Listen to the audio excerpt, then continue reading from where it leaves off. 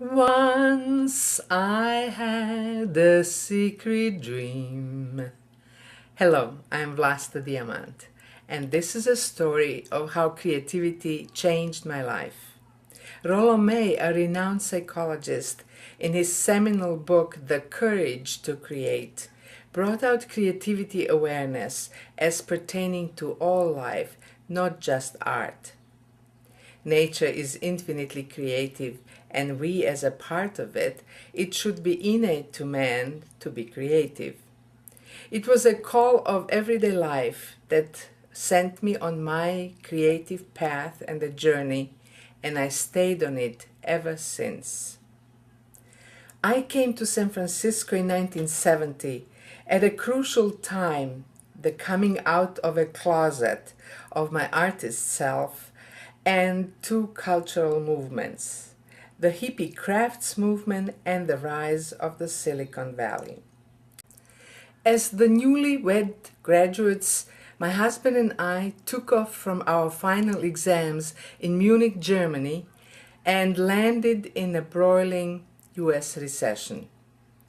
It was a time of craft fairs, which we roamed on weekends. I imagine living like those craftspeople, free, selling beautiful self-made wares. In reality, I was suffocating in my first office job. As a child, I had learned crocheting from my grandmother as I watched her creating beautiful patterns. Now I crocheted several bags, which took many hours to do. They sold in a boutique, but I quickly learned that profit equals cost plus time. People liked handmade wares, but at machine-made prices. Still, since that first bag, I kept creating, inventing, hopping like a bird in a tree of creativity, looking for a branch to nest on. Merchants frowned at the craft-selling hippies competition, but pedestrians smiled. The hippies made the streets friendlier and safer, they said. In truth, behind the friendly hippie facade reigned the same law of competition for survival as among the eager shopkeepers. Beads and the Indian lore were my first love in the US. I used my innate sense of design to create necklaces associating with different ethnic styles. Once people liked them. Once a customer wearing a necklace with Tibetan color scheme entered a Tibetan craft store. The owner immediately exclaimed, "This is from my country." African fugue. But soon we realized unless we reproduced designs, our work could not sustain us. Then a lucky break struck and a self-revelation. We landed a quantity order from a fancy hip store for several dozens of necklaces of one design. Oh, what a torture it was. My instinct is to create something new and original each time. Becoming a production team, that would be like working on an assembly line in Chaplin's Modern Times. After a while, my bead phase morphed into silver, and when I lost a ceramic earring, into ceramic artware. At one time, I worked both in ceramic jewelry and masks.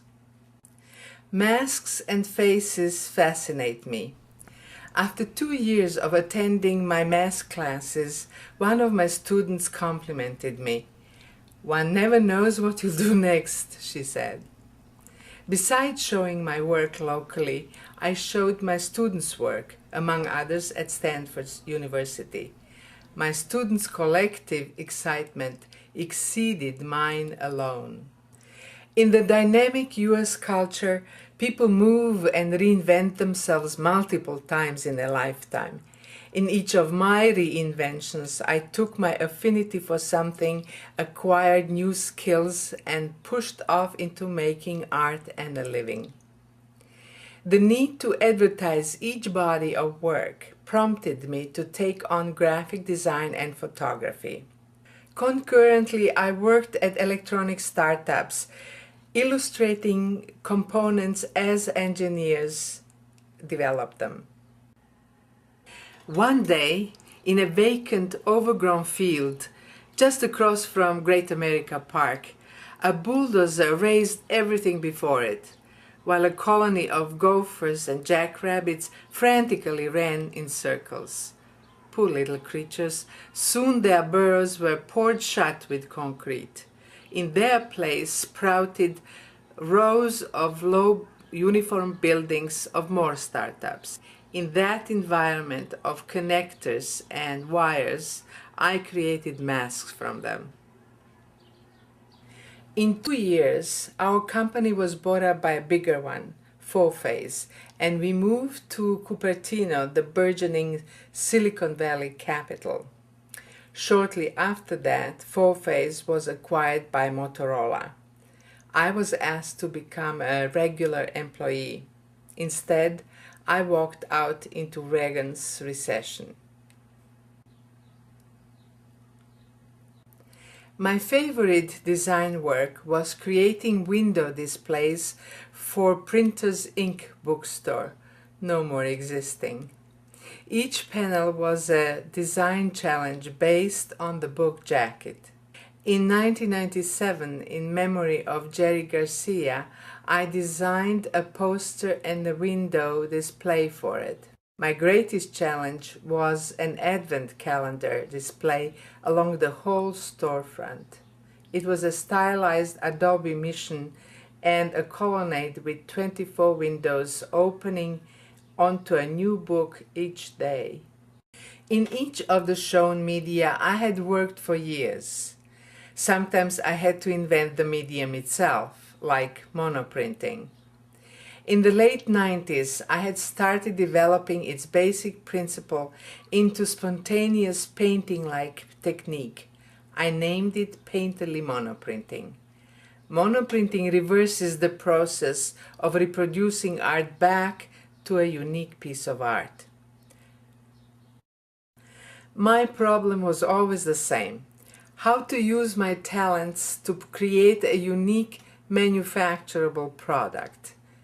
Introducing Applebite Publishing, plays, Once Upon Skates, stories, This Really Happened, coming soon, blogs in 2008 and 2009. Acquiring my first Mac in 1990 made writing much easier. That's when I first wrote stories about animals around me as they happened. That's also how Once Upon Skates was possible.